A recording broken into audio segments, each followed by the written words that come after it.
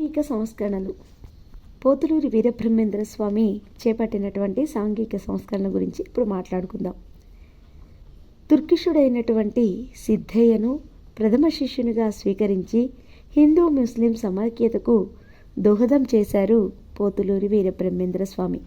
అలాగే అన్నాజయ్యతో కాలజ్ఞానాన్ని ఊరూరా చెప్పించి ప్రజల్లో ఉన్నటువంటి భ్రాంతులని, మూఢనమ్మకాలని మేల్కొల్పి వాటన్నిటినీ కూడా ఛేదించే ధర్మస్థాపన గావించారు.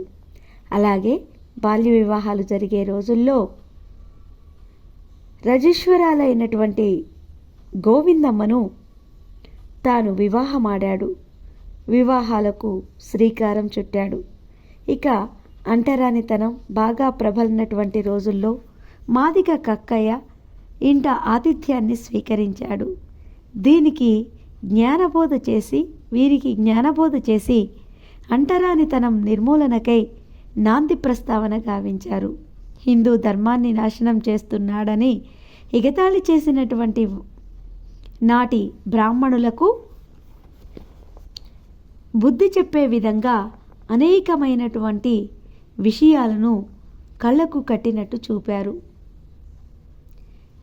జన్మానాం జాయితే శూద్ర కర్మాణాం జాయితే ద్విజః వేద పారాయణం విప్రాస్యత్ బ్రహ్మజ్ఞానంతు బ్రాహ్మణః అంటూ జననమునందు ప్రతివాడు కూడా శూద్రుడే, ఆత్మ సంస్కారంతోటే కర్మానుసారం బ్రాహ్మణుడవుతాడని, వేదాధ్యయనం చేసేవాడు విప్రుడవుతాడని, బ్రహ్మజ్ఞానం కలిగినటువంటి వాడే బ్రాహ్మణుడని నిర్వచించి వారి యొక్క జాతి అహంకారాన్ని తొలగించి కళ్ళు తెరిపించారు పోతులూరి వీరబ్రహ్మేంద్ర స్వామి. తాను సమాధి నొందినంత మాత్రాన స్త్రీకి సహజమైనటువంటి ప్రసాదితమైనటువంటి గాజులు, బొట్టు, సింధూర కంకణాలు తీసివేయవద్దని భార్యకు ఉపదేశించి స్త్రీ జనోద్ధరణకు ఆయన పాటుపడ్డారు. అందుకు ప్రతీకగా నిలిచారు.